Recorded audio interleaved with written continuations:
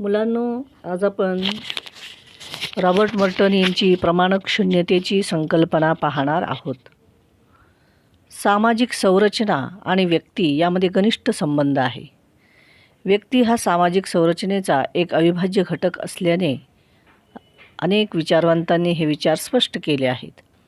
सामाजिक संरचनेच्या स्वरूपाचा प्रभाव व्यक्तीच्या व्यक्तित्व आणि कार्यावर पडत असतो, कारण व्यक्ती सामाजिक संरचनेचे एक अंग आहे आणि घटक देखील आहे. समाज संरचनेचा हा प्रभाव चांगला किंवा वाईटही असू शकतो. म्हणून मानवाचे वर्तन हे सामाजिकदृष्ट्या अनुकूल, प्रतिकूल अशा दोन्ही प्रकारचे असू शकते. समाज ज्या प्रकारे व्यक्तीकडून वर्तनाची अपेक्षा करतो तसेच वर्तन व्यक्तीकडून घडेलच असे नाही.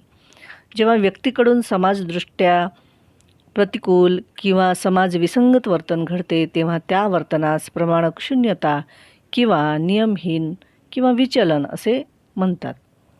इमाईल डर्कहाइम यांनी the division of labour in society या ग्रंथामध्ये सर्वप्रथम ॲनॉमी म्हणजेच प्रमाणक शून्यतेची संकल्पना मांडली आहे. प्रमाणक शून्यतेचा अर्थ स्पष्ट करताना डर्कहाइम म्हणतात की प्रमाणक शून्यता ही आदर्श विहीनतेची एक अवस्था आहे. या अवस्थेमध्ये स्वाभाविकतेचा अभाव असतो, नियमांचे निलंबन असते. ही एक अशी परिस्थिती आहे की ज्यात नियमांचा अभाव असतो. डर्कहाइमची ॲनॉमी ही संकल्पना मर्टन यांनी अधिक स्पष्टपणे मांडण्याचा प्रयत्न केला आहे. परंपरागत विचारवंतांच्या मते व्यक्तीमध्ये जन्मतःच अशा काही प्रवृत्ती असतात की ज्यामुळे व्यक्ती सामाजिक नियमांचे उल्लंघन करण्यास प्रवृत्त होतो.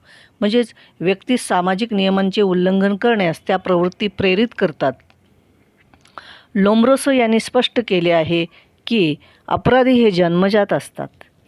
व्यक्ती अपराध करतो कारण त्याच्यामध्ये अपराधी वृत्तीच्या जैविक प्रेरणा असतात. परंतु परंपरागत विचारवंतांचे हे विचार वैज्ञानिक आधारावर सिद्ध होऊ शकत नाही. म्हणजेच परंपरागत विचारवंतांचे हे विचार मर्टनला मान्य नाहीत. मर्टनने परंपरागत विचारवंतावर टीका केलेली आहे. व्यक्ती समाज विसंगत वर्तन करण्याचे कारण हे जैविक नसून सामाजिक आणि सांस्कृतिक आहे असे मत मर्टन यांनी मांडले आहे. रॉबर्ट मर्टन यांनी 1938 मध्ये सोशल स्ट्रक्चर अँड ॲनॉमी या लेखामध्ये प्रमाणक शून्यता किंवा विसंगती याबाबत आपले विचार विस्तृतपणे मांडले आहेत. प्रमाणक शून्यता म्हणजे विचलनात्मक प्रवृत्ती ही जन्मजात नसून ती समाजव्यवस्था आणि सांस्कृतिक मूल्यव्यवस्था यांच्याशी संबंधित आहे. समाजव्यवस्थेत निर्माण होणारी ही विशिष्ट परिस्थिती व्यक्तीला विचलनात्मक वर्तन करण्यास प्रभावित करत असते. व्यक्ती हा सामाजिक संरचनेचा अविभाज्य घटक आहे. सामाजिक संरचनेच्या अंतर्गत असणाऱ्या मूल्यांच्या आधारे व्यक्ती आपले वर्तन करीत असते. परंतु सामाजिक संरचना ही व्यक्तींना प्रमाणक न मानण्याच्या प्रवृत्तीकडे ओढते आणि त्यातूनच प्रमाणक शून्यतेची अवस्था निर्माण होते असे मत मर्टनने प्रमाणक शून्यतेच्या संदर्भात मांडलेले आहेत. मर्टनच्या मते काही सामाजिक संरचना व्यक्तीने समाज मूल्यानुसार वर्तन न करता त्याने अमान्य मार्गाच्या आधारे वर्तन करावे असा निश्चित दबाव टाकते. यावरून सामाजिक संरचनेतली विशिष्ट परिस्थिती ही व्यक्तीला विचलित वर्तन करीत नाही, तर सामाजिक संरचनेतील विशिष्ट परिस्थिती विचलित वर्तन करण्यास व्यक्तीवर दबाव टाकते. म्हणून विचलनात्मक वर्तन ही विशिष्ट सामाजिक सांस्कृतिक परिस्थितीच्या संदर्भात असणारी व्यक्तीची प्रतिक्रिया होय. मर्टनच्या मते व्यक्तीच्या अन्य वर्तनाप्रमाणेच विचलनात्मक वर्तन हे देखील सामान्य वर्तन आहे. यानंतर मर्टन असे म्हणतात की प्रत्येक सामाजिक संरचनेअंतर्गत सांस्कृतिक साध्य आणि संस्थागत प्रमाणके असतात. सांस्कृतिक साध्य आणि उद्दिष्टे आणि संस्थागत प्रमाणके किंवा साधने सामाजिक संरचनेची दोन प्रमुख वैशिष्ट्ये आहेत. ही दोन्ही वैशिष्ट्ये वेगळी असली तरी ती परस्पर संबंधित आणि एकमेकांशी अगदी निगडीत असतात. आता यातलं पहिलं साधन बघूया आपण, सांस्कृतिक उद्दिष्टे. सांस्कृतिक उद्दिष्टांच्या संदर्भात असे म्हणता येते की प्रत्येक व्यक्ती आपल्या समूहाच्या उद्दिष्टांच्या दृष्टिकोनातून वर्तन करत असते. म्हणून प्रत्येक व्यक्तीचे वर्तन समूहाच्या उद्दिष्टांच्या संदर्भातच तपासून बघता येते. समूहाची उद्दिष्टे ही संपूर्ण व्यवस्थेद्वारे निर्धारित झालेली असतात. त्यामुळे कोणत्याही समूहातील व्यक्तीच्या वर्तनाचे विश्लेषण करताना त्या समूहाची उद्दिष्ट कोणती आहेत हे लक्षात घेणे आवश्यक असते. सामाजिक संरचनेच्या संस्कृतीद्वारा उद्दिष्टांचे निर्धारण झालेले असते. संस्कृतीद्वारा निर्धारित करण्यात आलेल्या उद्दिष्टांना सांस्कृतिक उद्दिष्टे असे म्हणतात. सांस्कृतिक उद्दिष्टे व्यक्तीच्या दृष्टीने प्रेरणादायी असतात. प्रत्येक समाजाची उद्दिष्टे त्या समाजाच्या सांस्कृतिक मूल्यव्यवस्थेद्वारे निर्धारित केलेल्या सामान्य सांस्कृतिक उद्दिष्ट असतात. ही उद्दिष्टे समाजमान्य असतात कारण ही उद्दिष्टे सामाजिक व्यवस्थेने निश्चित केलेली असतात. व्यक्तीने सामाजिक उद्दिष्टांची प्राप्ती करावी अशी समाजाची अपेक्षा असते, म्हणून व्यक्ती सांस्कृतिक उद्दिष्टे प्राप्त करण्याच्या दृष्टीने कार्य करत असतात. यानंतरचा आपण दुसरा घटक पाहूया, संस्थागत प्रमाणके आणि साधने. व्यक्तीचे समूहातील वर्तन कोणत्या उद्दिष्टाभिमुख असले पाहिजे याचे निर्धारण सामाजिक व्यवस्थेद्वारे ठरविलेले असते. तसेच या उद्दिष्टांच्या प्राप्तीसाठी व्यक्तीने कोणत्या साधनांचा किंवा नियमांचा स्वीकार केला पाहिजे हे देखील संस्कृतीद्वारे निर्धारित झालेले असते.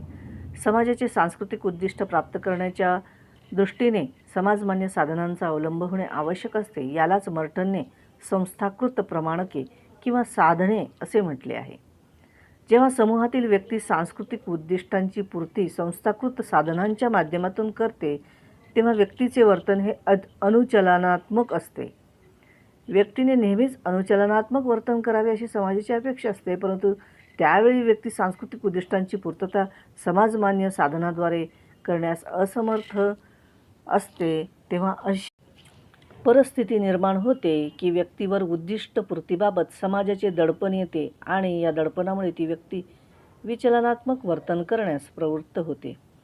एकंदरीत सांस्कृतिक उद्दिष्टे आणि संस्थागत साधने या संदर्भ चौकटीत घडणारे वर्तन हे अनुचलनात्मक किंवा विचलनात्मक असू शकते. मर्टनच्या मते प्रत्येक समूहात सांस्कृतिक उद्दिष्टांसोबत संस्थागत साधने देखील जोडलेली असतात. ही साधने समाजमान्य असून त्यांची मुळे ही प्रथा, परंपरा आणि संस्थांमध्ये सामावलेली असतात. सांस्कृतिक उद्दिष्टे आणि संस्थागत साधने यात निर्माण होणारी तफावत किंवा विसंगती ही सामाजिक संरचनेच्या व्यक्तीवरील दबावामुळे आहे. त्यातून प्रमाणक शून्यता निर्माण होते असे मत मर्टनने प्रतिपादित केले आहे. यानंतर मर्टनने व्यक्तिगत समायोजनाचे प्रकार सांगितलेले आहेत. सामाजिक संरचनेच्या दबावामुळे व्यक्ती विचलनात्मक वर्तन करते, परंतु समाजातील सर्वच व्यक्तींवर सामाजिक संरचनेचा दबाव नसतो. सामाजिक संरचनेचा दबाव व्यक्तीवर पडतो हे लक्षात घेणे आवश्यक आहे. त्याकरिता व्यक्तीची सामाजिक स्थिती लक्षात घेतली पाहिजे. समाजातील सर्वच व्यक्तीचा स्तर सारखा नसतो, म्हणजेच व्यक्तीचे वेगवेगळे स्तर असतात. या वेगवेगळ्या स्तरातील व्यक्तींवर सामाजिक संरचनेचा दबावसुद्धा वेगवेगळ्या प्रकारचा असतो. तसेच समाजातील विशिष्ट स्तरावर उद्दिष्टांबाबत पडणारा दबाव जास्त असेल तर कधी समाजमान्य साधनांचे अनुसरण करण्याबाबतचा व्यक्तीवर दबाव जास्त असू शकतो. विषमपणामुळे निर्माण होणाऱ्या परिस्थितीप्रत व्यक्तीच्या होणाऱ्या प्रतिक्रियांची आदर्श प्रारूपे म्हणून मर्टनने व्यक्तिगत समायोजनाचे 5 प्रकार सांगितलेले आहेत. पहिला प्रकार आहे अनुचलन, दुसरा नवकलोक्ती, तिसरा आहे कर्मकांडवाद, चौथा अपगमन, पाचवा विद्रोह किंवा बंड. यातला पहिला समायोजनाचा प्रकार पाहूया, अनुचलन, ज्याला इंग्रजीमध्ये कन्फर्मिटी असं म्हटलं जातं. सांस्कृतिक उद्दिष्टे व्यक्तीला मान्य असतात, त्याचप्रमाणे संस्थागत साधने देखील मान्य असतात. म्हणून व्यक्ती संस्थागत साधनांचा अवलंब करून सांस्कृतिक उद्दिष्टांची पूर्तता करत असतो. अशा वेळी व्यक्तीचे वर्तन हे समाजमान्य मूल्यानुसार असते, म्हणून व्यक्तीचे हे वर्तन अनुचलनात्मक असते. सामान्यपणे समाजातील लोक अनुचलनात्मक वर्तन करत असतात. यानंतरचा दुसरा समायोजनाचा प्रकार आहे नवकलोक्ती. व्यक्ती सांस्कृतिक उद्दिष्टांना विशेष महत्त्व देतात, परंतु साधनांकडे म्हणजेच संस्थागत प्रमाणकांकडे दुर्लक्ष करतात. तेव्हा त्या विचलित वर्तनास नवकलोक्ती असे म्हणतात. नवकलोक्ती हा विचलित वर्तनाचा पहिला प्रकार होय. या वर्तन प्रकारात व्यक्ती सांस्कृतिक उद्दिष्टे आणि संस्थागत प्रमाणके यांना सारखेच महत्त्व देत नाही, तर फक्त सांस्कृतिक उद्दिष्टांनाच विशेष महत्त्व देते आणि संस्थागत साधनांना दुय्यम लेखते. उदाहरणार्थ पास होणे हे सांस्कृतिक उद्दिष्ट आहे, परंतु या उद्दिष्टांच्या पूर्तता करण्यासाठी अभ्यास हा संस्थात्मक साधनास दुय्यम लेखून कॉपी करणे किंवा इतर गैरमार्गाचा अवलंब केला जातो, तेव्हा व्यक्तीकडून विचलन घडून येते. अशा प्रकारचे विचलनात्मक वर्तन म्हणजेच नवक्लरोक्ती होय. यानंतरचा तिसरा व्यक्तिगत समायोजनाचा प्रकार आहे तो म्हणजे कर्मकांड. या वर्तन प्रकारात व्यक्ती सांस्कृतिक उद्दिष्टांपेक्षा संस्थागत साधनांना विशेष महत्त्व देते. याचाच अर्थ सांस्कृतिक उद्दिष्टांकडे दुर्लक्ष केले जाते आणि साधनेही अधिक प्रभावी बनतात. अशा वर्तनास मर्टनने कर्मकांड किंवा कर्मकांडवादी वर्तन असे म्हटले आहे. ज्या समाजात अर्जित दर्जाला विशेष महत्त्व दिले जाते त्या समाजात कर्मकांड हा प्रकार आढळतो. मध्यम आणि कनिष्ठ वर्गातील बहुतांश लोक अशा प्रकारचे वर्तन करतात असे मर्टनने स्पष्ट केले आहे. जेव्हा लोक स्पर्धेच्या संघर्षातून यश प्राप्त करू शकत नाहीत तेव्हा ते आपल्या महत्त्वाकांक्षेची पातळी कमी करतात. कर्मकांड हा विचलनात्मक वर्तनाचा दुसरा प्रकार होय. यानंतरचा चौथा समायोजनाचा प्रकार आहे अपगमन. अपगमन हा विचलनात्मक वर्तनाचा तिसरा प्रकार आहे. समाजातील सांस्कृतिक उद्दिष्टे प्राप्त करण्याच्या दृष्टीने संस्थागत साधनांचा अवलंब केला पाहिजे याची त्यांना जाणीव असते, परंतु संस्थागत साधनांद्वारे सांस्कृतिक उद्दिष्टे प्राप्त करू शकत नाही. या जाणीवेने व्यक्ती सांस्कृतिक उद्दिष्टे आणि संस्थागत साधने या दोन्ही गोष्टींना महत्त्व न देता अलिप्त राहण्याची म्हणजे पलायनवादी भूमिका स्वीकारतो, तेव्हा त्या वर्तनास अपगमन असे म्हणतात. क्लॉवर्टच्या मते अपगमनात दुहेरी अपयश असते. पहिली गोष्ट म्हणजे वैधानिक मार्गाचा अवलंब करून यश प्राप्त होत नाही आणि दुसरी गोष्ट म्हणजे विचलित वर्तनातून सुद्धा यश मिळत नाही, तेव्हा दुसरा मार्ग शिल्लक राहत नाही. मर्टनच्या मते या वर्तन प्रकारात सामान्यतः अशा व्यक्तींचा समावेश करता येईल की ज्या समाजदृष्ट्या अपकार्यात्मक आहेत. उदाहरणार्थ मद्यपान करणाऱ्या व्यक्ती, आवारा, भटक्या अशा व्यक्तींनी सांस्कृतिक उद्दिष्टे आणि संस्थागत साधने आत्मसात केलेली असतात, परंतु उपलब्ध साधनांमुळे त्यांना यश प्राप्त करता येत नाही, तेव्हा त्या व्यक्ती पलायनवादी भूमिका स्वीकारतात. यानंतरचा पुढचा प्रकार आहे बंडखोरी किंवा विद्रोह, रिबेलियन. बंडखोरी किंवा विद्रोह हा विचलनात्मक वर्तनाचा चौथा प्रकार होय. यामध्ये व्यक्तीला सांस्कृतिक उद्दिष्टे आणि संस्थागत साधनेही मंजूर नसतात. त्यामुळे व्यक्ती उद्दिष्टे साधनांना महत्त्व देत नाही, ती त्याविरुद्ध विद्रोह करते. अशा वर्तनास बंडखोरीचे वर्तन असे म्हणतात. बंडखोरीचे वर्णन हे विचलनात्मक असले तरी समाजात योग्य बदल घडवून आणण्याच्या दृष्टीने कधीकधी अतिशय महत्त्वाचे असतात. समाजसुधारक आणि क्रांतिकारी व्यक्तीच्या वर्तनाचा समावेश या प्रकारात होतो. सुधारकांना सांस्कृतिक उद्दिष्टे आणि संस्थागत साधने मान्य नसतात, त्यामुळे त्याविरुद्ध ते विद्रोह करतात, परंतु विद्रोह करून ते थांबत नाहीत, तर दुसरी सांस्कृतिक उद्दिष्टे आणि संस्थागत साधने प्रस्थापित करण्याचा प्रयत्न करतात. Jyotirao Phule, doctor Babasaheb Ambedkar, Agarkar, Martin Luther King यांचे वर्तन हे बंडखोरीचे होते असे आपल्याला म्हणता येते. यांनी सामाजिक व्यवस्थेविरुद्ध बंडखोरी केली होती. अशा प्रकारे मर्टन यांनी व्यक्तिगत समायोजनाच्या 5 प्रकाराचे विश्लेषण केले आहे. मर्टनच्या मते सांस्कृतिक उद्दिष्टे आणि संस्थागत साधने यातील संघर्ष हा प्राथमिक स्वरूपाचा प्रमाणक शून्यता निर्माण करतो. प्रमाणक शून्यता ही व्यक्तीची मानसिकता आहे, हेच मर्टन यांनी या सिद्धांताद्वारे स्पष्ट करण्याचा प्रयत्न केला आहे.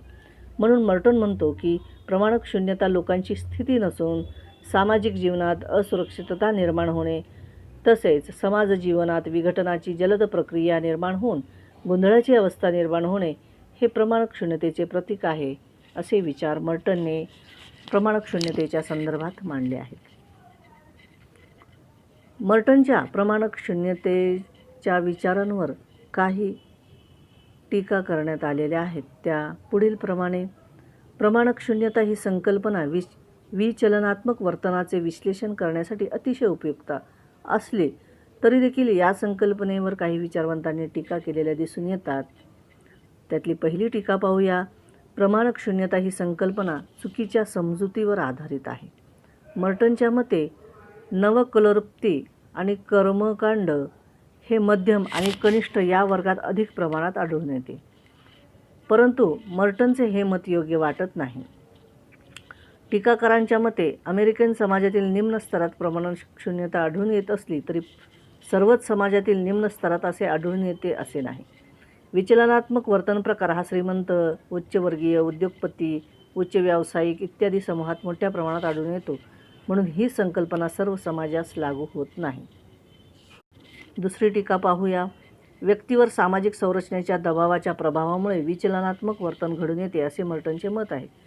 परंतु हा प्रभाव व्यक्ती आणि समूह स्तर परत्वे वेगळा असू शकतो. म्हणून कोणती संरचना विचलनात्मक वर्तनाच्या दृष्टीने कसा प्रभाव टाकते हे निश्चितपणे सांगणे कठीण आहे असे टीकाकारांचे मत आहे. तिसरी टीका आहे.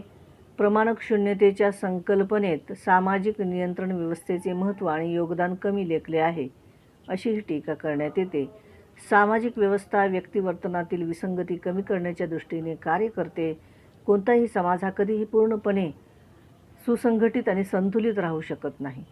विचलनात्मक वर्तनाची इतर अनेक कारणे आहेत. या कारणांकडे मर्टनने दुर्लक्ष केलेले आहे. चौथी टीका मर्टनवर अशी करण्यात आलेली आहे की आधुनिक काळातील औद्योगिक आणि प्रगत समाजव्यवस्थेत समान सांस्कृतिक उद्दिष्टे निश्चित करणे कठीण आहे. तसेच समाजव्यवस्थेतील समान सांस्कृतिक उद्दिष्टांची निवड करणे अतिशय अवघड आहे. अशा समाजात सांस्कृतिक उद्दिष्टे आणि संस्थागत साधने यात विसंगती दाखवणे कठीण काम आहे. अशा प्रकारे मर्टनच्या प्रमाणक शून्यतेच्या संकल्पनावर टीका केलेली दिसून येते.